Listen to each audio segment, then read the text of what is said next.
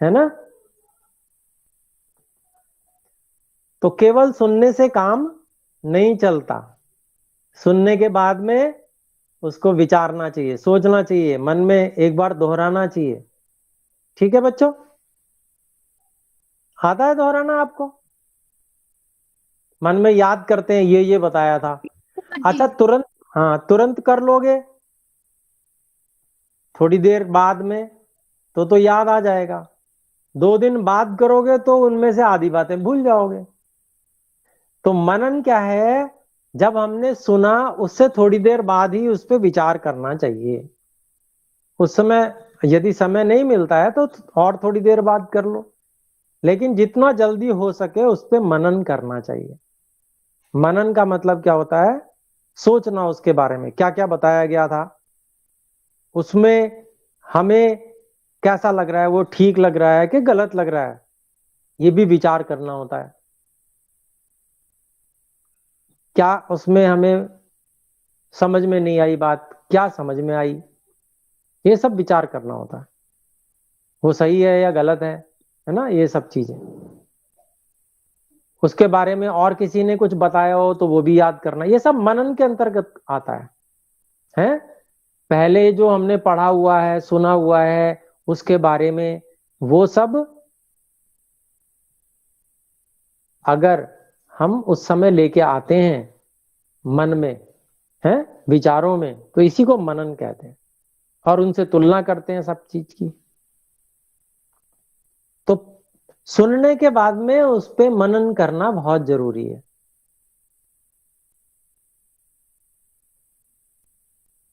फिर उसके बाद में निर्णय भी निकालना जरूरी है। अगर आपने खाली मनन करके छोड़ दिया तो उससे कोई लाभ नहीं ले पाओगे आप। जैसे बताया गया, क्या बताया गया कि अगर हमारे स्वास्थ्य में कोई गड़बड़ हो रही है तो इसका मतलब 3 चीजों में कमी है। या तो आहार में कमी है, जैसे भूख लगी नहीं थी खा लिया, ये कमी हुई ना। तो स्वास्थ्य में कमी आ सकती है उससे, अगर मान लो नहीं हजम हो पाएगा तो। दूसरी बात, निद्रा। अगर नींद ठीक नहीं हो पाई, पूरी नहीं हो पाई किसी भी कारण से, तो भी समस्या आ सकती है स्वास्थ्य में।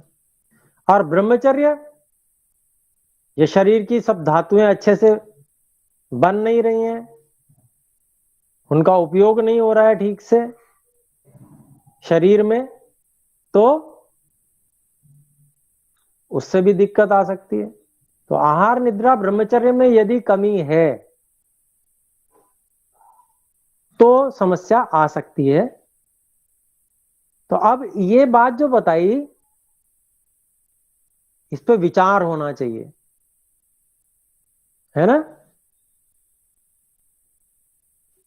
ओम गुरुजी, हाँ मिडिल का क्या बताया उसको मैं भूल गया। सम दोषा और उसके बाद सम धातु मल क्रिया, तो सम दोषा और सम धातु के मिडिल में क्या है जो भूल गया मैं। समदोषाः समाग्निश्च समधातुमल क्रियः। समाग्निश्च। हम्म। जी जी जी गुरुजी। और इसके आगे है प्रसन्न आत्मेन्द्रिय मनः स्वस्थ इत्यभिधीयते। तो आप बोलेंगे मेरे साथ, फिर से बोलिए। जी गुरुजी। समदोषाः बोलिए। समदोषा समाग्निश्च समधातु समधातु मल क्रियः।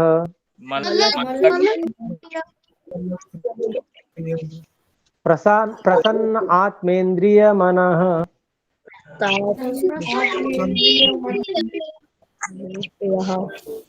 स्वस्थ इति अभिधीयते। ठीक है, तो ये श्लोक बताया है आयुर्वेद में स्वस्थ की पहचान करने के लिए, कि जो स्वस्थ व्यक्ति होगा उसमें ये सब होगा। सम दोष, सम दोष, दोष किसे कहते हैं? वात पित्त कफ, इनको दोष क्यों कहते हैं? क्योंकि ये अगर बिगड़े हुए हों तो सब कुछ दूषित कर देते हैं, खराब कर देते हैं सब कुछ, इसलिए इनको दोष कहते हैं। और अगर ये ठीक है, सम है, तो ये शरीर को धारण करते हैं, इसलिए इनको धातु भी कहते हैं। ये भी धातु है, ठीक है, शरीर को धारण करने वाले होते हैं, बलवान बनाने वाले होते हैं ये वात पित्त कफ, अगर ठीक हो तो सम दोषा, सम होने चाहिए, अर्थात जैसा चाहिए शरीर को वैसे होने चाहिए। कच्चे रह गए तो परेशान करेंगे, है ना, ऐसा। ठीक बन रहे हैं, उचित आहार हम ले रहे हैं, सब आहार निद्रा ब्रह्मचर्य सब ठीक है, मन से हम अच्छा विचार कर रहे हैं, तो ये दोष भी ठीक रहते हैं, अच्छे रहते हैं। क्रोधित हैं और भोजन कर लिया तो ये बिगड़ जाएंगे, क्योंकि अंदर जो हार्मोन्स हैं वो विपरीत वाले वो आ जाते हैं, और उसके कारण से ये सब जो दोष हैं वो खराब हो जाते हैं, है ना, मन ठीक ना हो तो। फिर अगली बात है सम अग्नि, जो जठराग्नि है और धातुओं की सभी अग्नियां, जिनसे सबका पाचन होता है और मल आगे बढ़कर मल बाहर निकल जाते हैं, है ना, पाचन करने वाली होती है अग्नि, तो ये भी सम होनी चाहिए। विषम अग्नि का मतलब क्या हुआ? कभी तो भूख लग रही है, कभी बिल्कुल ही नहीं लग रही बहुत समय तक, कभी इतनी लग रही है कि बस फिर रहा ही नहीं जा रहा, तो ये विषम अग्नि है, ठीक है। और ऐसी अति अग्नि भी होती है, उसको भस्मक रोग कहते हैं, तो वो कम होता है लोगों में, लेकिन वो भी रोग है।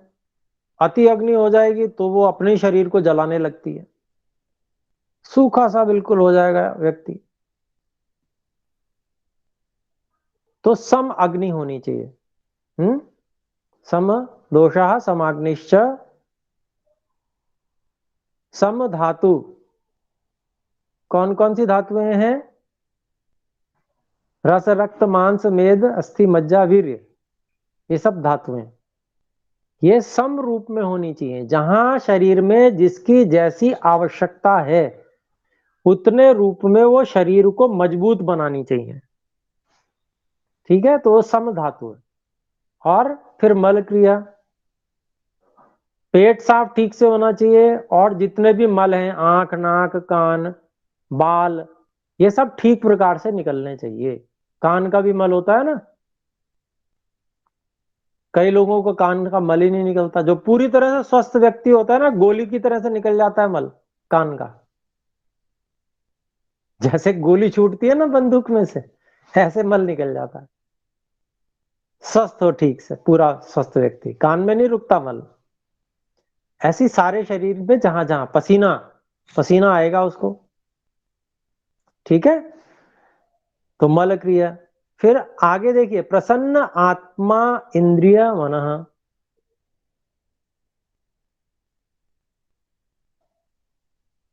तो यहां पर आत्मा, यहां आत्मा मतलब पूरे शरीर आदि को मिलाकर कहा गया है, ठीक है।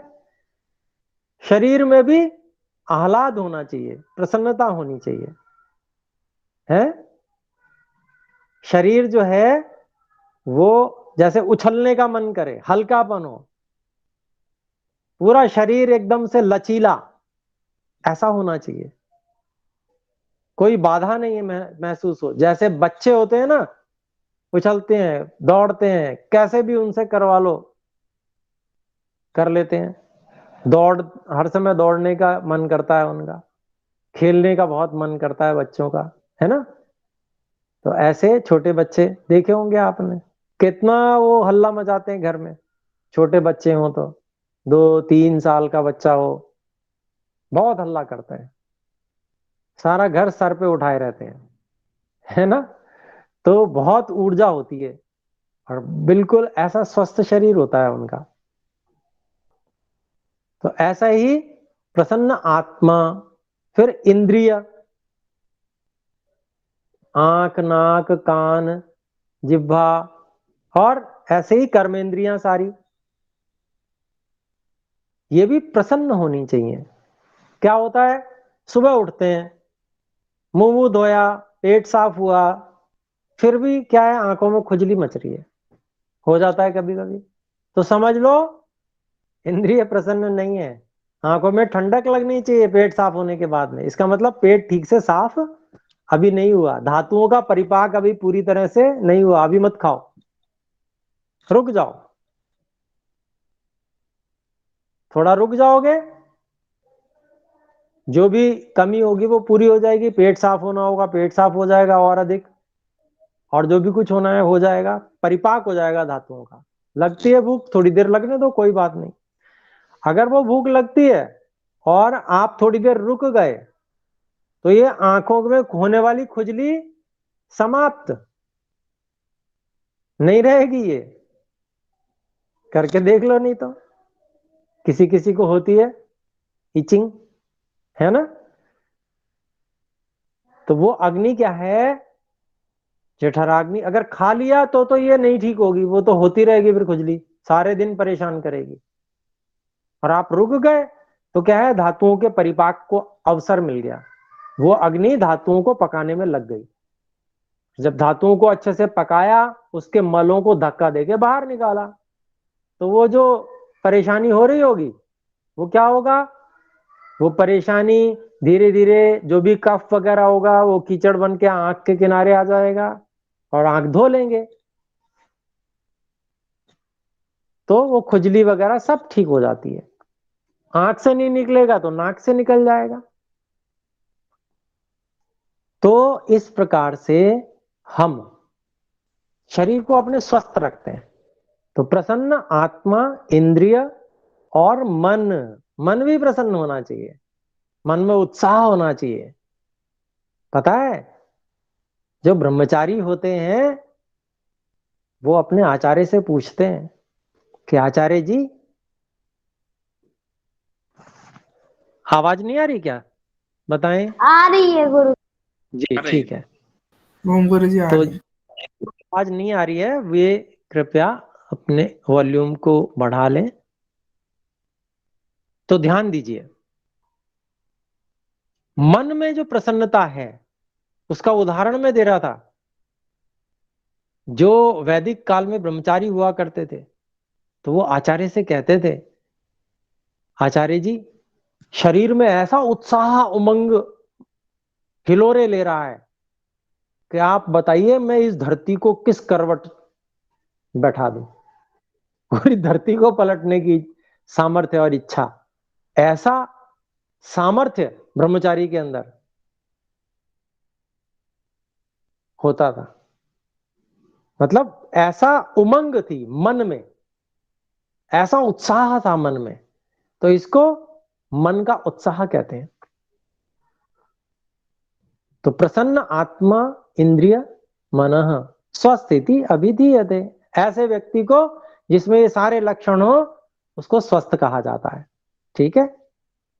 तो आज मैंने आपको स्वस्थ का पूरा लक्षण बताया और ये भी बताया आपको कि अगर स्वास्थ्य में कहीं कमी हो रही है तो बस 3 ही कारण हो सकते हैं, जिनमें पहला सबसे मुख्य होता है आहार। बच्चों में तो आहार, निद्रा और ब्रह्मचर्य। बड़ों में अन्य कारण भी हो सकते हैं, बच्चों को तो ऐसे नींद की कोई समस्या होती नहीं, आहार में ही समस्या रहती है। उस समस्या का कारण क्या है कि माता जी को तो पता चलता नहीं कि बच्चे को भूख लगी है या नहीं लगी है, उनको तो टाइम हुआ कि बेटा खा ले, ये स्थिति होती है बच्चों के साथ में। और बच्चे कई बार तो मना कर देते हैं, छोटे बच्चे तो उल्टी कर देते हैं, अगर उनको कोई जबरदस्ती खिलाए ना तो उल्टी कर देते हैं। और उनका दोष भी क्या है, आप जबरदस्ती खिलाओगे तो उल्टी करेंगे ही वो। बहुत छोटे बच्चे होते हैं, 2 साल 3 साल तक ऐसे ही करते हैं। लेकिन जब बड़े हो जाते हैं बच्चे तो माता जी के कहना मानना चाहिए, हमें ये सिखा दिया जाता है, फिर मना भी नहीं कर पाते। अब माता जी कह रही हैं तो खा लो, अब समय हो गया है, कब तक इंतजार करेंगी, वो बोना बना रही हैं, गरम गरम खा लो। ऐसा हो जाता है कभी कभी। तो ऐसी स्थिति नहीं करनी है भाई। आजकल यंत्र तो आ ही गए हैं, हॉट केस होता है तो बहुत लंबे समय तक उसमें गर्म बना रहता है, उसमें रख दीजिए। गुनगुना भोजन भी होगा ना, और भूख लगने पे खाया जाएगा, तो कभी रोगी नहीं होगा व्यक्ति। ठीक है, तो जरूरी नहीं है कि बहुत एकदम गरम गरम खाना है, कोई जरूरी नहीं है, लेकिन जब भूख लगे तभी खाना है। ठीक है, ये आपको ध्यान रखना है। और माताजी पिताजी को भी आप बता दीजिए कि मुझे अभी भूख नहीं लगी है, ठीक है, मैं थोड़ी देर बाद खा लूंगा, मेरा भोजन रख दीजिए आप। कुछ कहना है बेटी तोशिका? ओम गुरुजी, मैं कहती हूँ तब भी जबरदस्ती खाना पड़ता है। कोई बात नहीं बेटा, उसमें थोड़ा सा अंतर कर लिया करो, उनसे निवेदन कर लिया करो, हैं? ठीक है, हाँ। ऐसा नहीं करना घर में झगड़ा करोगे, गुरुजी ने कहा है झगड़ा नहीं करना है, और प्रेम से निवेदन प्रार्थना कर लेना कि थोड़ी देर में करती हूं मैं, है? फिर उसके लिए क्या करो, अब माता जी की बात भी माननी है तो व्यायाम कर लो। क्या समझ में आया? थोड़ा पसीना निकालो, है ना? रस्सी कूदती हो जी गुरुजी। ऐसे, और रस्सी कूदना है, सीढ़ी चढ़ना उतरना है, सीढ़ी है घर में, हाँ गुरुजी। और उसको 20 बार चढ़ उतर लो, देखो अभी पसीने पसीने आ जाएंगे, और भूख भी लग जाएगी। आखिरी बात समझ में? फिर बात मानने में कोई परेशानी नहीं है। 20 बार सीढ़ी चढ़ने उतरने में कितना समय लगेगा? 5 मिनट, 5 मिनट, ज्यादा से ज्यादा 7 मिनट। और उतनी देर बाद आप माता जी का कहना मानने योग्य हो जाएंगी। तो बच्चों ध्यान दो, जब हमें कोई दो बातें माननी हो तो हम बीच का रास्ता निकालते हैं, और ये हमें आना चाहिए। जो व्यक्ति ऐसा कर लेता है वो जीवन में सफल हो जाता है, और नहीं तो परेशान रहता है, इसकी मानू कि उसकी मानू। इसलिए सामंजस्य स्थापित करना आना चाहिए जीवन में। ठीक है, तो स्वास्थ्य के विषय में आहार निद्रा ब्रह्मचर्य, और व्यायाम। तो मैंने आपको यह बताया कि व्यायाम ऐसी चीज है जो आहार निद्रा और ब्रह्मचर्य तीनों को बहुत अच्छा बना देता है। जो बच्चे व्यायाम करते हैं, पसीना निकाल देते हैं भोजन से पहले, उन बच्चों को आहार, भूख भी बहुत अच्छी लगती है, आहार हजम भी हो जाता है, लक्कड़ पत्थर हजम जैसी स्थिति बन जाती है। थोड़ा बहुत कभी अधिक भी खा लिया तो कोई फर्क नहीं पड़ेगा, हजम हो जाएगा व्यायाम करने वाले को। तो ऐसा तो हो नहीं सकता कि तौल के खाया जाए। तौल के खा सकते हैं क्या, ये बताओ? घर में एक वेइंग मशीन लानी पड़ेगी, और फिर अब हमको इतने ग्राम खाना है, ऐसे हो सकता है क्या? ये संभव नहीं हो पाता। तो भाई थोड़ा बहुत कभी कम थोड़ा ज्यादा हो ही जाता है, लेकिन शरीर में ऐसी सामर्थ्य होनी चाहिए क्या थोड़ा बहुत ऊपर नीचे सही, कोई बात नहीं, ठीक हो जाएगा, हजम हो जाएगा हमें, है ना? तो व्यायाम पर ध्यान दो। फिर निद्रा, जो बच्चा व्यायाम करेगा अच्छे से, पसीना निकाल देगा भोजन से पहले, उसको नींद बहुत अच्छी आएगी। और ब्रह्मचर्य का पालन भी बहुत अच्छा होता है, सुविधा हो जाती है। क्यों? शरीर में क्या है, आवश्यकता उत्पन्न होती है और धातुओं की पूर्ति होती है। भोजन करते हैं तो धातुओं की पूर्ति होती है ना, शरीर बढ़िया बढ़ेगा। बच्चों का शरीर बढ़ता है, अब बड़ों का बढ़ता नहीं है, लेकिन खाते तो बराबर है, रोज खाते हैं तो धातु तो बनेगी। अब क्या करो बताइए, खर्च कर नहीं रहे तो फिर कैसे ब्रह्मचारी रहेंगे? इस संसार में कोई भी ऐसी स्थिति नहीं है कि जहां आगम तो होता रहे और व्यय ना हो, ऐसी कोई स्थिति नहीं है। व्यय का रास्ता आपने बनाया नहीं तो क्या होगा, ब्रह्मचर्य टिक ही नहीं सकता। इसलिए चिंतन और व्यायाम, ये दो चीजें हैं जो बड़ों के लिए ब्रह्मचर्य के लिए आवश्यक है। जिसको बौद्धिक प्रयोग करना आता है, मेहनत करनी आती है बुद्धि से, हैं बड़े लोग हैं वो कहते हैं हम तो पढ़ ही नहीं सकते हैं, हम व्याकरण कैसे पढ़ें, हम ऐसा कैसे करें, हम संस्कृत कैसे पढ़ें, हम वेद कैसे पढ़ें। तो समझ लीजिए वो ब्रह्मचारी नहीं रह सकते। मेहनत करनी पड़ती है, मस्तिष्क लगाना पड़ता है, जूझना पड़ता है, तब ब्रह्मचर्य का पालन होता है। ऐसे थोड़ी ये हंसी मजाक खेल है, हंसी मजाक नहीं है, मेहनत का काम है। व्यायाम भी करो, शरीर से भी व्यायाम करना बहुत आवश्यक है। पसीना निकालना होगा भोजन से पहले, तो शरीर में जो आवश्यकता है वो पूरी होगी, एनर्जी बन जाएगा, धातुओं की एनर्जी बनेगी, ओज आएगा चेहरे पे, है ना। तो क्या है, खर्च होगा, धातुओं का खर्चा भी होगा। इधर से हम खा रहे हैं, इधर खर्च भी हो रहा है, बस ब्रह्मचर्य का पालन हो जाएगा। ऐसे ही इधर से खा रहे हैं, प्राण ऊर्जा बन रही है, हम चिंतन में खर्च कर रहे हैं, मस्तिष्क पे जोर डाल रहे हैं, अष्टाध्यायी याद करनी है, व्याकरण पढ़ना है, दर्शन पढ़ने हैं, वेद पढ़ने हैं, ईश्वर की आज्ञा का पालन करना है। तो जब हम इस प्रकार से करते हैं तब हम ब्रह्मचर्य का पालन कर पाते हैं। लगे रहना पड़ता है और उससे आनंद भी बहुत मिलता है। जो विद्या में जितना बड़ा आनंद है ना, महर्षि दयानंद जी भी यही कहते हैं, जितना बड़ा आनंद विद्या प्राप्ति से मिलता है, संसारिक जितने भी आनंद है, उससे बड़ा और संसार में कोई आनंद नहीं है। करके देख लो, जब आप विद्या पढ़ेंगे, है ना, जब आप विद्या पढ़ेंगे तो विद्या पढ़कर जब आप उसमें सफल होंगे, आपने स्मरण करना चाहा और आपको स्मरण हो गया, तो देखिए कैसे आनंद आता है, बहुत अच्छा लगता है।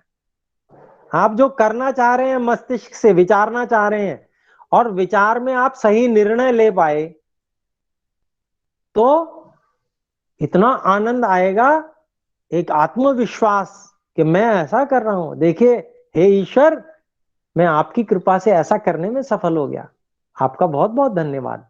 ऐसे धन्यवाद देता है व्यक्ति ईश्वर को, है ना, और उससे बहुत आनंद मिलता है।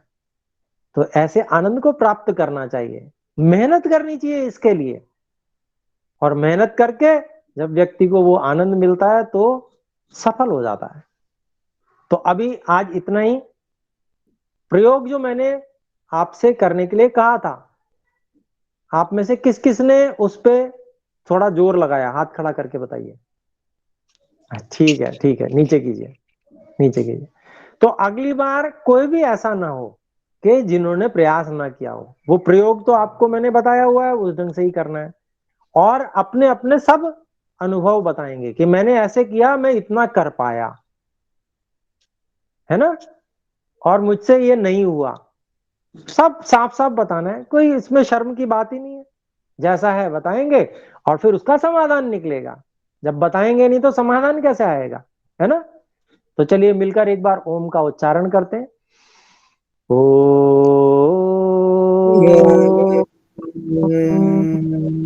ओ